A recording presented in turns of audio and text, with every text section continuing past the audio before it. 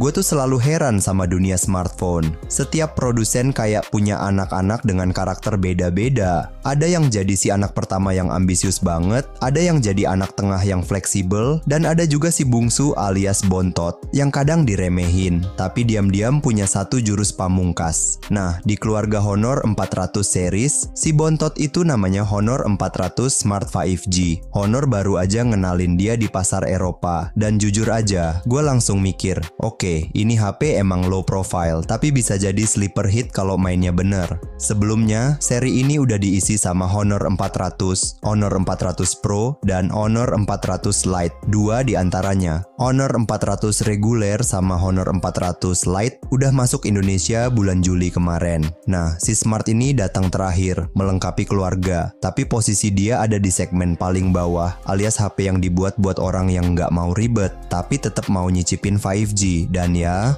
walau dia paling bawah, ada satu hal yang bikin dia beda total dari kakak-kakaknya. Baterainya. Baterai gajah coy. Baterai. Ini gila sih. Gua nggak bercanda. Honor 400 Smart 5G punya baterai 6500 mAh. Angka segede ini tuh bahkan ngalahin semua kakaknya. Honor 400 sama 400 Pro cuman 5300 mAh. Honor 400 Lite lebih kecil lagi, 5230 mAh. Dengan kapasitas segede ini, HP ini tuh kayak power bank yang bisa nelpon. Main sosmed seharian, aman.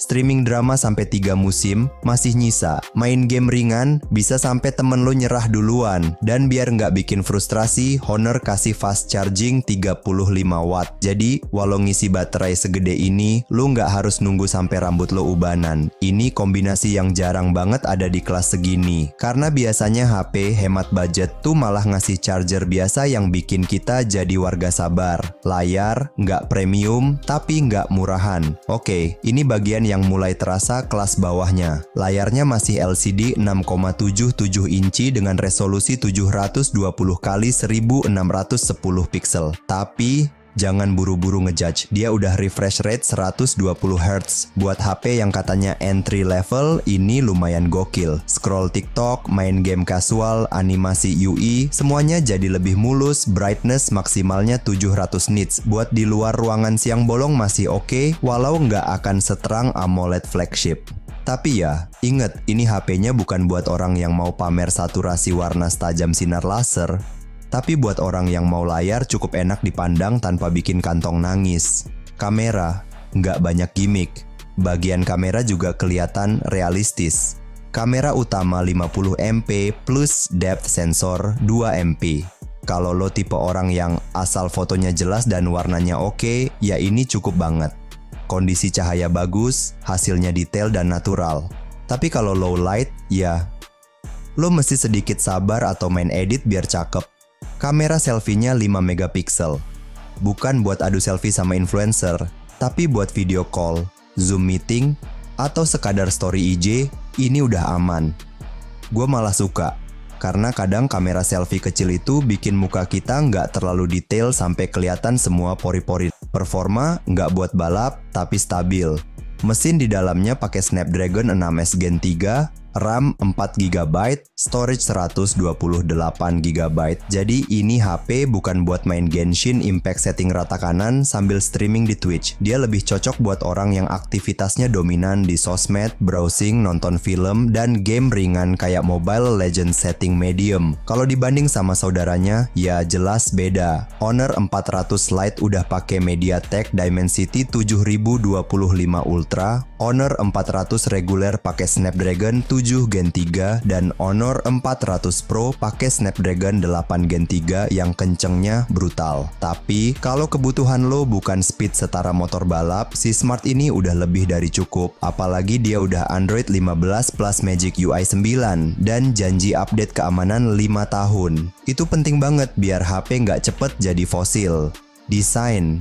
Beda sendiri dari keluarga. Ini menarik karena Honor 400 Smart 5G nggak ngikutin desain modul kamera segitiga kayak kakaknya. Dia pakai modul kotak di belakang, bikin dia punya ciri khas. Bezelnya tipis, tapi bagian dagu agak tebel. Nggak masalah, karena di kelas ini jarang ada yang bisa all screen perfect. Punch hole di tengah atas buat kamera depan bikin tampilan lebih modern. Dimensi bodinya 166,89 x